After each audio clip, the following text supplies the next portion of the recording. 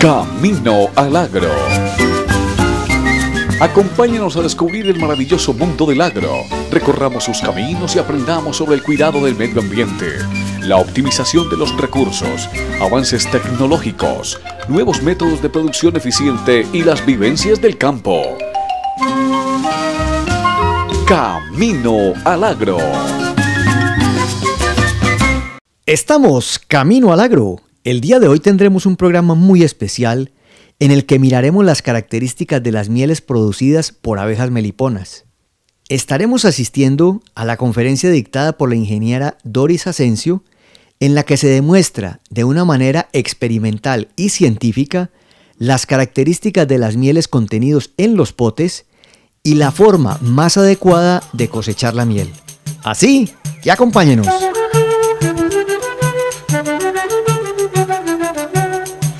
Los puntos que voy a tocar o cómo iniciamos el trabajo fue con la caracterización de la miel de 3 especies de abejas sin aguijón. ¿Para qué se hizo esto? Pues para determinar cómo era la miel, si era diferente o si no era diferente. Nosotros iniciamos con una caracterización físico-química y microbiológica de 3 especies de abejas sin aguijón, en la cual nos mostró estos parámetros. Las 3 especies de abejas sin aguijón que evaluamos fue Tetragonis angostula, Melipona eburnea y Melipona sp. Encontramos que en los diferentes parámetros físico-químicos evaluados, en algunos casos era igual una con otra, lo muestran los colores. Color verde es para Tetragonis angostula, color azul para Melipona eburnea, color amarillo para Melipona sp. No quiere decir que en las 3 mieles no se encontrara ese parámetro, no. Lo que quiere indicar es que el mayor porcentaje de ese parámetro físico-químico se encontraba en esa miel. Entonces, para Tetragonis angostula, por ejemplo, tenemos que la actividad antioxidante, que cenizas, los parámetros que vemos ahí resaltados en verde, estaba el mayor porcentaje en Tetragonis angostula. Los resaltados en azul para Melipona eburnea. Para entender mejor esta gráfica, vemos esta. Para Tetragonis angostula encontramos, está resaltada con amarillo. Para Melipona eburnea y Melipona sp. La gráfica de abajo nos indica los elementos en los cuales tenía mayor porcentaje y acá tenemos los parámetros.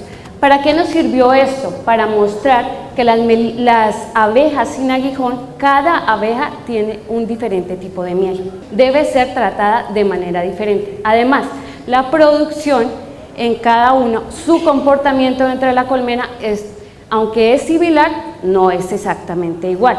También forrajean de manera diferente. Entonces, teníamos que seleccionar una especie que tuviera potencial productivo y que le pudiéramos hacer todo ese estudio, porque realmente es un estudio bastante amplio. Entonces, paso a seguir el análisis microbiológico. En este análisis microbiológico, pues se le hizo igual a las 3 mieles de las 3 especies. ¿Qué encontramos? Bueno, ¿qué hicimos? Lo que hicimos fue encontrar, bueno, los diferentes microorganismos que se hallaban en estas mieles y compararlos con la norma establecida por el ICONTEC para Apis mellifera y pues con la resolución que ya nos hablaron. La comparamos, los parámetros establecidos con los que encontramos y sorpresa. Encontramos que en su gran mayoría no cumplían mesófilos, hongos, levaduras y coliformes totales, que son microorganismos que indican la calidad de la materia prima, o sea, la calidad de la miel desde que la estamos cosechando. Entonces, pues ahí ya tendríamos un problema, ¿sí? Es un problema, una necesidad de aquellos que manejamos abejas sin aguijón que debemos ver cómo lo solucionamos. Otro problemita, aquí encontramos coliformes fecales, que nos indica, esto ya no es de la abeja o no es de la calidad de la miel apenas lo que sé. ¿De qué es? Manejo, exactamente. Entonces ya nosotros los meliponicultores, los que estamos produciendo, estamos aportando un problema a la miel. No podemos entregar ese tipo de miel, ¿a quiénes? A los consumidores, porque estamos entregándoles un producto no apto para el consumo. Posteriormente, entonces seleccionamos la especie Tetragonisca angostula. Entonces, ¿qué encontramos en los diferentes meliponarios que visitamos? Encontramos nidos naturales, encontramos nidos rústicos. Bueno, acá este es un tipo de nido natural. Este lo encontramos en Santander, es muy frecuente encontrar nidos en los barrancos, ¿sí? En la tierra, dentro de la tierra. Este es uno de los tipos, pero también los encontramos en troncos, en los techos de las casas. Son nidos muy fáciles de identificar pues por su piquera. Y acá pues encontramos un nido natural. Este es un nido rústico en una vasija de barro.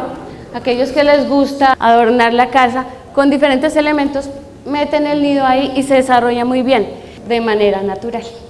Este es un nido rústico, un nido semitecnificado, que ya es un cajoncito que le ayuda al meliponicultor a sacar la miel de una manera no muy técnica, pero que puede sacarla de mejor manera que en un nido natural o que en un nido rústico. Entonces es un nido semitecnificado.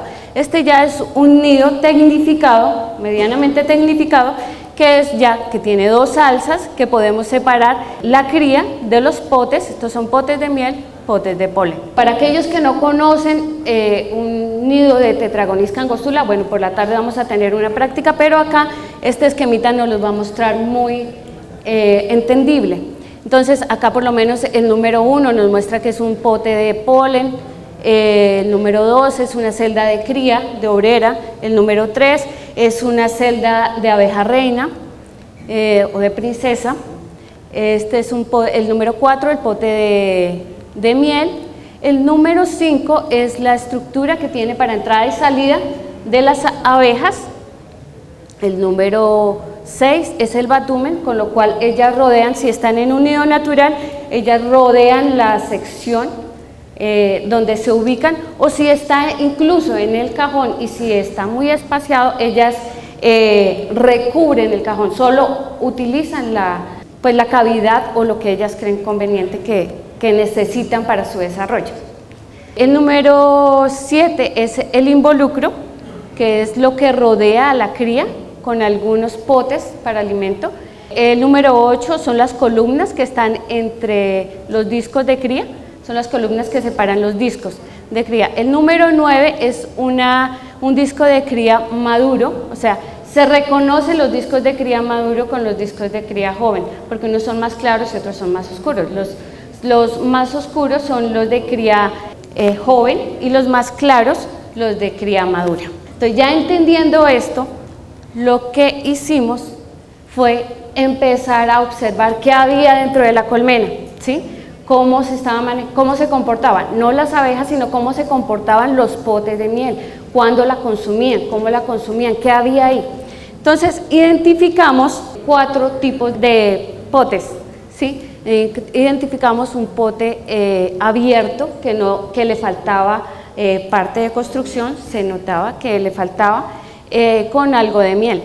Identificamos otro tipo de pote, uno que tenía en la sección superior un color blanquecino, indicando que había aire, una burbuja de aire en la parte superior, y un pote completamente uniforme que no tenía la sección blancosa en la parte superior, indicando que estaba ya maduro, y un pote reabierto que lo que encontramos es que en la parte superior está abierto de una manera regular y se encuentran residuos de cerumen.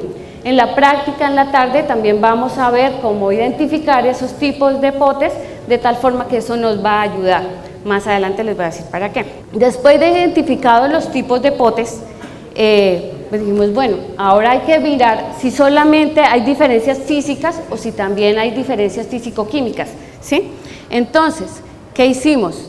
Seleccionamos 5 colmenas, 2 ubicadas acá en Medellín y 3 ubicadas en el municipio de Socorro en diferentes meliponarios.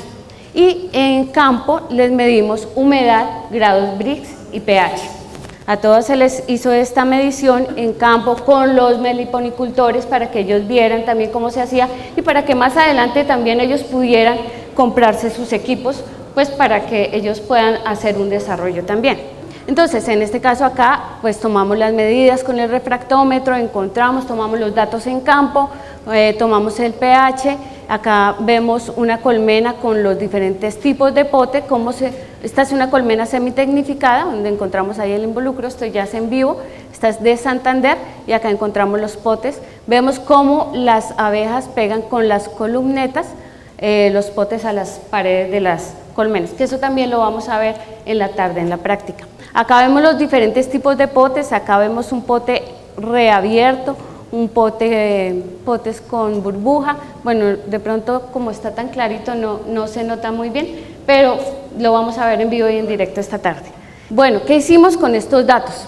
Encontramos esto, entonces tenemos pH, humedad, grados Brix en los diferentes tipos de potes. Encontramos estos datos, pues las letricas que están al lado derecho, estas letras, indican si son iguales o si son diferentes. Pero para entenderlo de una manera más simple y mejor, tenemos estas gráficas. Entonces, ¿qué encontramos para humedad?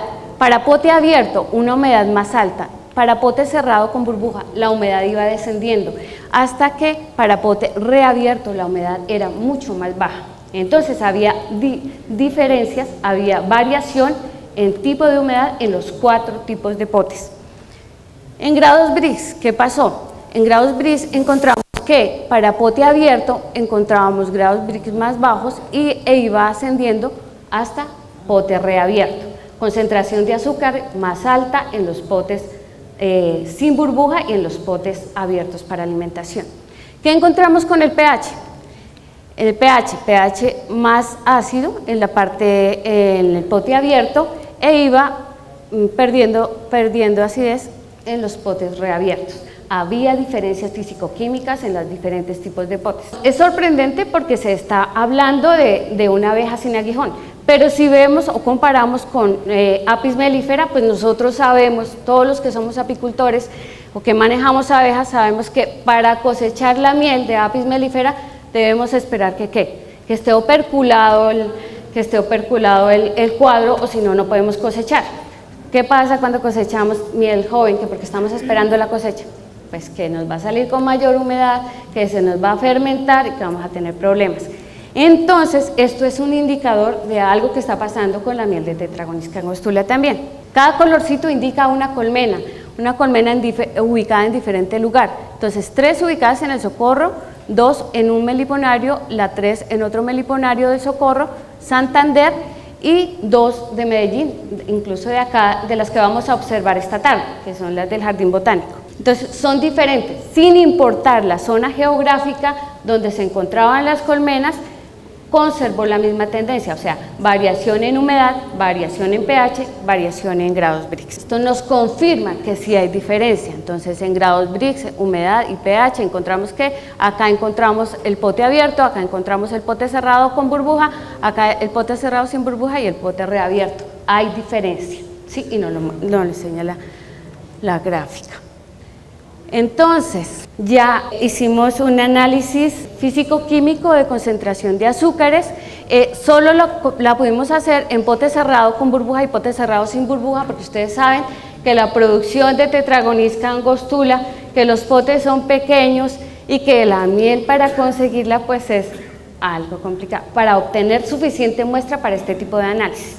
Entonces, encontramos que para pote cerrado con burbuja, que es el que está blanco completamente, ¿sí? Para sacarosa es más alta, mientras que para pote cerrado sin burbuja, sacarosa baja. Para pote cerrado con burbuja, glucosa y fructosa se encuentra más baja, y para pote cerrado sin burbuja es más alta. Entonces, hay una concentración de azúcares a medida que madura el pote. Eso es súper importante porque si nos baja la sacarosa y nos sube los otros 2 tipos de azúcares, pues es muy bueno. Paso a seguir, ¿qué hicimos?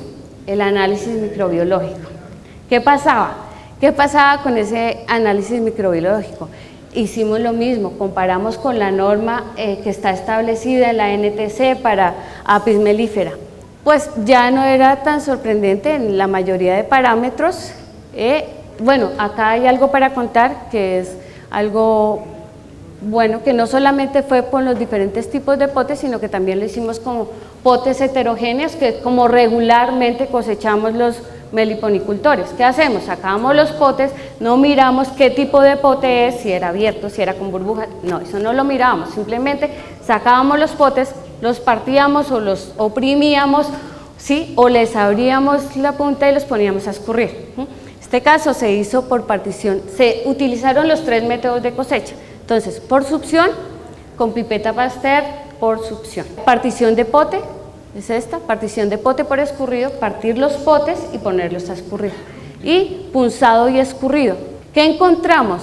Que la mayoría de las mieles, independiente de la forma de que se cosechara, encontrábamos que no cumplían en algunos parámetros microbiológicos. Entonces, había algo que hacer o hay un problema que tenemos con esta miel. Hay que hacer algo para suplir esa necesidad. No podemos sacar esa miel al mercado de esta forma. Este es el análisis microbiológico de las mieles procedentes de Medellín. Esto, la siguiente gráfica, esta es el análisis microbiológico que se le hizo a las mieles del Socorro Santander. Igual, varios de los parámetros, mesófilos, moho, levaduras, en algunos no cumplieron con los requisitos de la norma y encontramos en una de las muestras Escherichia coli. Sabemos que eso es por manejo, o sea, nuestras manos, nuestro manejo, donde tenemos ubicado, donde estamos haciendo la cosecha, eso es un problema y eso en este momento, o sea, que estamos apenas desarrollando, es el momento exacto para nosotros, exactamente. ¿Qué hicimos posteriormente? Entonces, como ya vimos que había diferencias físico-químicas, microbiológicas en estos tipos de potes, cogimos el pote cerrado sin burbuja, que es el pote apropiado para cosechar, y le hicimos un análisis físico-químico. Con este análisis físico-químico lo que se pretendía es entregar unos parámetros ya reales establecidos para guiarnos cómo debe ir o qué parámetros debe llevar esta miel. Los resaltados en rosado, al compararlos con la norma NTC para miel de Apis mellifera, como sabemos que no es la misma miel, o sea que son diferentes, no cumplen con los requisitos para Apis mellifera. Los que están resaltados en naranja sí cumplen, ¿sí? O sea, tenemos unos parámetros que sí cumplen, otros parámetros que no cumplen con la norma de Apis mellifera, porque nos indica que debe existir una norma que debemos establecer especiales para cada tipo de miel, no para las abejas sin aguijón, sino para cada tipo de miel. Los parámetros resaltados en verde son los que están el mayor porcentaje para Tetragonista angostula. El problema es donde tenemos las colmenas, donde realizamos la cosecha y obviamente los suplementos que utilicemos para la cosecha. Como lo hemos visto a través del programa, se tienen 2 problemas básicos identificados en la producción de miel con abejas meliponas actualmente en Colombia: la contaminación de la miel por prácticas inadecuadas de manejo y en muchos casos la extracción de la miel aún sin terminar de madurar. Estas 2 situaciones podrían mejorar de una manera sustancial con la utilización de colmenas tecnificadas que permitan un manejo ordenado de las áreas de cosecha de miel y un sistema de fácil verificación de las características de los potes a cosechar. Las colmenas rústicas y sin tecnificación no permiten manejos adecuados para una producción de miel de orden comercial y de consumo masivo de miel. Incluso, para la producción a pequeña escala, se deberán tomar muchas precauciones para no contaminar la miel por los tipos de recipientes que se usan. La miel de nuestras abejas meliponas tiene unas características especiales con un alto valor nutritivo y que tienen muy buenos precios en los mercados nacionales e internacionales. Pero para poder garantizar sus propiedades hasta el consumidor final, debemos adoptar unos buenos procesos de cosecha, filtrado y envasado que garanticen un buen producto, y esto lo lograremos en gran medida adoptando colmenas tecnificadas que nos permitan hacer unas buenas prácticas de manejo.